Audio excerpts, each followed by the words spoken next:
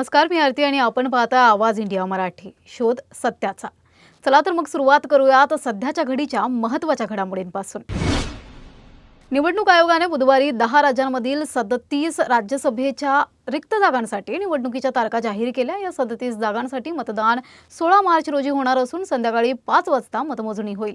या रिक्त जागांपैकी 12 जागांवर एनडीए आणि 25 जागांवर विरोधी पक्षांचा समावेश आहे. राज्यनिहाय पाहता महाराष्ट्रात सर्वाधिक 7 जागा, तमिळनाडूत 6 जागा, तर पश्चिम बंगाल आणि बिहारमध्ये प्रत्येकी 5 जागा आहेत.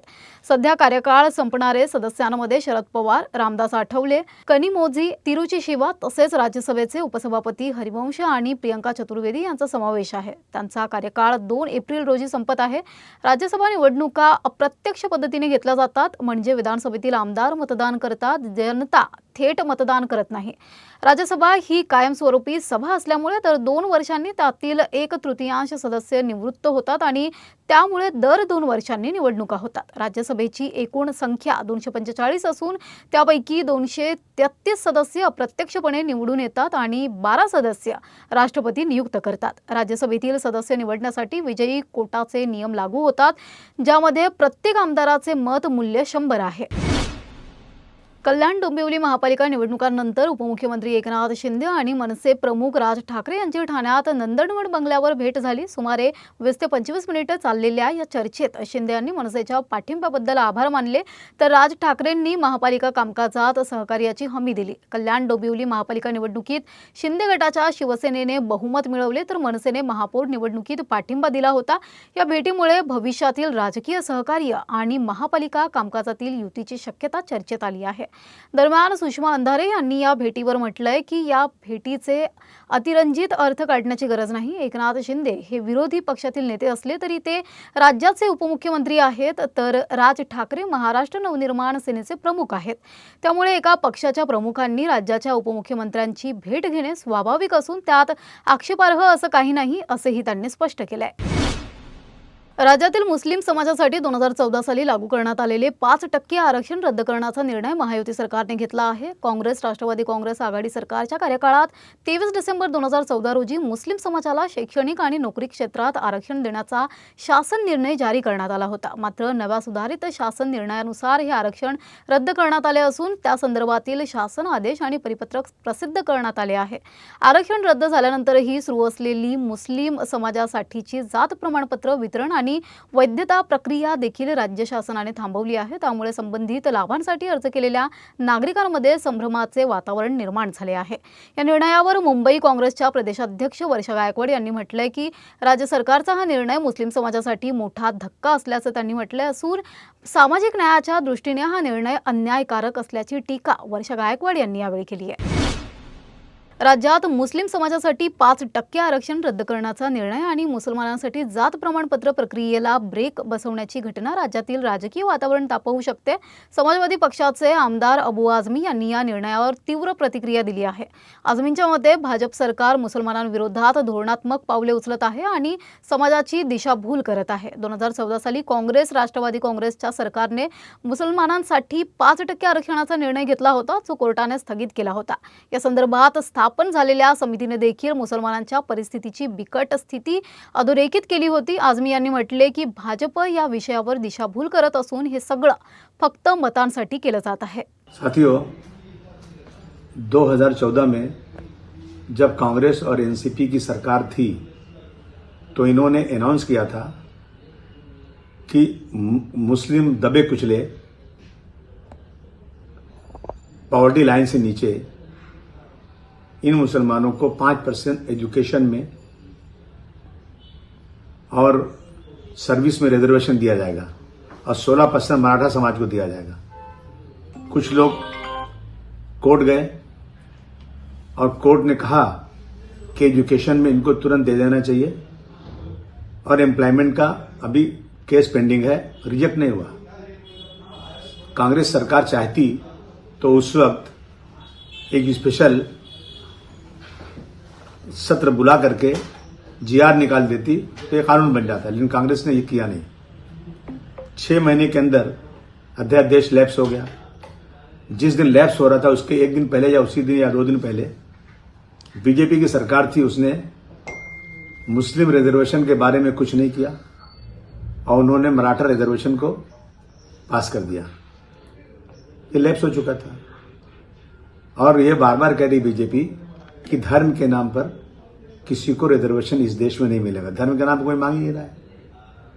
जिनकी सरकार है उनके पास वकील हैं, कानून मालूम है। इसके पहले राजेंद्र सचर कमेटी, रंगनाथ मिश्रा कमेटी और महाराष्ट्र में रहमान कमेटी, सब ने कहा था कि मुसलमानों को 10% रिजर्वेशन मिलना चाहिए। ये कानून जानने वाले लोग थे, सुप्रीम कोर्ट के जजेस थे। किस बेस पे कहा था? क्या उन्होंने धर्म बेस पे कहा था? उनको नहीं मालूम कि धर्म के बेस पर रिजर्वेशन नहीं मिलेगा। लेकिन बीजेपी बार बार बोलती रही और उन्होंने रिजर्वेशन दिया नहीं। और रिपोर्ट यह है कमेटियों की कि इन मुसलमानों के हालात इस देश में दलितों से, आदिवासियों से भी कई जगह बदतर हैं।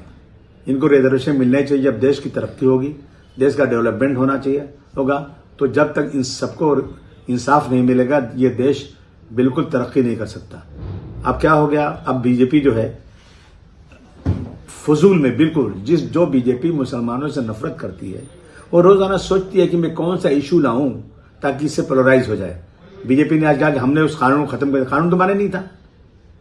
इस तरह की बातें करने का मतलब क्या होता है? फजूल में एक शोषा छोड़ करके आप अपने वोटरों को खुश करना चाहते हो, जबकि कांग्रेस पार्टी ने कानून बनाया नहीं था और आपने उसको उस वक्त रिजेक्ट कर दिया था। आप दोनों एक ही थैली के चट्टे बट्टे हो। फिर कांग्रेस की सरकार आई, उसने फिर भी रिजर्वेशन नहीं दिया। तो मैं समझता हूं कि यह दिशा भूल है कि उनका रिजर्वेशन खत्म कर दिया गया। रिजर्वेशन था ही नहीं, रिजर्वेशन आज तक मिला ही नहीं था और ये संघर्ष जारी है। संघर्ष जारी रहेगा कि माइनॉरिटी को भी इंसाफ मिलना चाहिए। उपमुख्यमंत्री अजित पवार यांच्या कथित विमान अपघात प्रकरणावरून राष्ट्रवादी काँग्रेसचे आमदार रोहित पवार यांनी पुन्हा एकदा गंभीर प्रश्न उपस्थित केले आहेत। त्यांनी व्हिडिओ सादरीकरण करत तपासातील विलंब, ब्लॅक बॉक्स संदर्भातील माहिती आणि संबंधित कंपनीवर थेट आरोप केले आहेत। रोहित पवार यांनी विचारले की अपघाताच्या चौकशीला इतका वेळ का लागत आहे। त्यांनी आरोप केला की काही जण VSR कंपनीला वाचवण्याचा प्रयत्न करत आहेत। अपघातग्रस्त विमानाच्या देखभालीशी संबंधित VSR कंपनीच्या मालकाच्या मुलाच्या लग्नाला काही TDP नेते उपस्थित होते असा दावा त्यांनी केला। तसेच DGCA आणि VSR कंपनी यांच्यातील संबंधांवरही त्यांनी प्रश्नचिन्ह उपस्थित केले। ब्लॅक बॉक्स जळाल्यामुळे माहिती मिळाली नाही या अधिकृत दाव्यावर रोहित पवार यांनी शंका व्यक्त केली। तज्ञांच्या माहितीनुसार ब्लॅक बॉक्स 1100 डिग्री सेल्सिअस तापमानात सुमारे 1 तास राहिल्यासच निकामी होतो असे ते म्हणाले। लेअरजेट प्रकारातील हे विमान भारतात नोंदणीस पात्र नसतानाही काही अधिकाऱ्यांच्या मदतीने त्याची नोंदणी करण्यात आल्याचा आरोप त्यांनी केलाय। अपघातानंतर विमान N8OPQ हा अमेरिकन नोंदणी क्रमांक दिसू लागल्याचा दावाही त्यांनी केला आहे। हे विमान अमेरिकेतून आणण्यात आले असून त्याचे 5 मालक होते। इतक्या जुन्या विमानाची किंमत 15 कोटींपेक्षा जास्त नसावी असा दावा त्यांनी केला। तसेच अधिकृत कंपनीऐवजी खासगी पातळीवर विमान रंगवण्यात आल्याचाही आरोप त्यांनी केला। रोहित पवार यांनी तपास अधिकाऱ्यांना इशारा देत म्हटले की सरकारी कागदपत्रांमध्ये आणि त्यांच्या ताब्यातील व्हिडिओ पुराव्यांमध्ये तफावत आढळल्यास ते योग्य ठरणार नाही। या सर्व आरोपांवर संबंधित यंत्रणा किंवा अजित पवार यांच्या कार्यालयाकडून अद्याप अधिकृत स्पष्टीकरण आलेले नाही। प्रकरणाची चौकशी सुरू असून पुढील अहवालाकडे सर्वांचे लक्ष लागले आहे।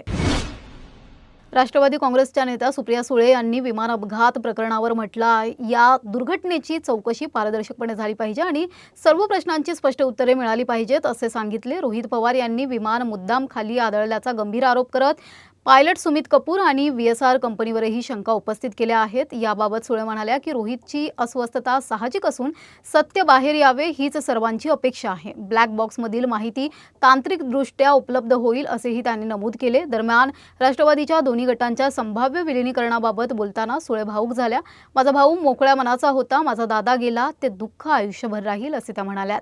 तसेच शरद पवार यांच्या राज्यसभा सदस्यत्वाबाबत पुढील 8 दिवसांत निर्णय होईल अशी माहिती त्यांनी दिली। त्यामुळे ते पुन्हा राज्यसभेवर जाणार की नाहीत याबाबत लवकरच स्पष्टता येणार आहे। भिगवण येथील मुलीच्या अपहरण प्रकरणावर प्रतिक्रिया देताना सुळे म्हणाल्या की त्यांनी पोलीस अधीक्षकांशी चर्चा केली असून पीडित कुटुंबाला न्याय मिळाला पाहिजे, परिसरात शांतता राखली गेली पाहिजे आणि हा विषय अधिक चिघळू नये यासाठी सर्वांनी संयम बाळगावा। महाराष्ट्रात हिंसाचाराची प्रवृत्ती वाढू नये हीच आमची भूमिका असल्याचेही त्यांनी स्पष्ट केले। देशात G8 शिखर परिषदेनंतर आयोजित दुसरी आंतरराष्ट्रीय शिखर परिषद AI इम्पॅक्टमध्ये एक भयंकर श्रेय लाटण्याचा प्रकार घडला आहे। गलगोटिया युनिव्हर्सिटीच्या काही कर्मचाऱ्यांनी परदेशी ड्रोन आणि रोबोटसाठी स्वतःचे नाव वापरल्याचा दावा केल्यामुळे सोशल मीडियावर हळहळ व्यक्त केली जात आहे. व्हायरल झालेल्या व्हिडिओमध्ये युनिव्हर्सिटीच्या स्टाफने सॉकर ड्रोन आपल्या एंड टू एंड इंजिनिअरिंग प्रकल्पाचा भाग असल्याचा दावा केला होता. मात्र ही वस्तू प्रत्यक्षात कोरियाच्या हेल्सेल ग्रुपने तयार केलेली व्यावसायिक स्ट्रायकर V3 एअरआफ आहे, जी भारतीय बाजारात सुमारे 40,000 रुपयांत उपलब्ध आहे. तसेच एक्स्पोमध्ये दिसलेला ओरियॉन लेबल लावलेला रोबोट प्रत्यक्षात चीनच्या युनिट्री रोबोटिक्स कंपनीचे युनिट्री गो टू मॉडेल होते, जे भारतात 2 ते 3 लाखांपर्यंत विकले जाते. यावरून युनिव्हर्सिटीच्या स्टाफने चुकीच्या विश्वासाने आणि मोठ्या कॉन्फिडन्सने स्वतःचे असल्याचा दावा केला होता. व्हिडिओ व्हायरल झाल्यानंतर गलगोटिया युनिव्हर्सिटीने एक्स्पो एरिया रिकामा करण्याचे आदेश दिले आहेत आणि या प्रकरणामुळे देशाच्या आंतरराष्ट्रीय प्रतिष्ठेला मोठा धक्का बसला आहे. मध्य रेल्वेच्या 72 लोको पायलटांनी प्रशासनावर दबाव आणण्यासाठी स्वेच्छानिवृत्तीची धमकी दिली आहे. त्यांनी पत्राद्वारे प्रशासनाला सांगितले आहे की एकतर आम्हाला आवश्यक सुविधा द्या, अन्यथा आमच्या सेवा निवृत्तीची परवानगी द्या. सद्यस्थितीत मध्य रेल्वेवर लोको पायलटच्या 230 पदांची भरती रिक्त आहे, ज्यामुळे उर्वरित कर्मचाऱ्यांवर अधिक कामाचे तास येत आहेत. प्रशासनाचा दबाव, मानसिक छळ आणि नकळत सिग्नल नियमांचे उल्लंघन झाल्यास होणारी कारवाई, तसेच विश्रामगृहात मिळणारे निकृष्ट दर्जाचे जेवण आणि खराब सुविधा यामुळे लोको पायलटांमध्ये मानसिक आणि शारीरिक तणाव वाढला आहे. पत्र देणारे बहुतेक लोको पायलट 50 वर्षांपेक्षा जास्त वयाचे असून त्यांनी विभागीय रेल्वे व्यवस्थापकांना पत्र लिहून सेवा निवृत्तीची परवानगी मागितली आहे. ही पावले प्रशासनावर दबाव आणण्याचा प्रयत्न म्हणून पाहिली जात आहेत. पिंपळनेरच्या प्रभाग क्रमांक 3 नगरसेवक प्रशांत चौधरी आणि नगरसेविका कौसर याकूब खान यांचे प्रतिनिधी उमर पठाण यांनी हातात झाडू घेऊन शाळा स्वच्छ केली. त्यांनी प्रशासनावर अवलंबून न राहता स्वतः पुढाकार घेत प्रभागातील शाळा स्वच्छ केली, ज्यामुळे नागरिकांमध्ये स्वच्छतेचा संदेश पोहोचला. नगरसेवकांच्या या कृतीने स्थानिक नागरिकांचे कौतुक कमावले असून हा उपक्रम पिंपळनेरसह जिल्ह्यात चर्चेचा विषय ठरला आहे. वार्ड क्रमांक 3 से प्रशांत चौधरी साहब नगर सेवक और हिना कौसर याकूब के प्रतिनिधि उमैर खान पठान हमारे स्कूल में आए और अतराफ की सफाई अपने हाथों से खुद अंजाम दी और यहाँ पर आके सफाई के मुतालिक हमारे बच्चों को भी हिदायत की और यहाँ पर वो आइंदा भी कई कर्मचारी भेजकर हमारे स्कूल को साफ सफाई में मदद करने की आश्वासन दिए और हम उनका वेलकम कहते हैं और आइंदा के लिए उनको बेस्ट ऑफ लक कहते हैं.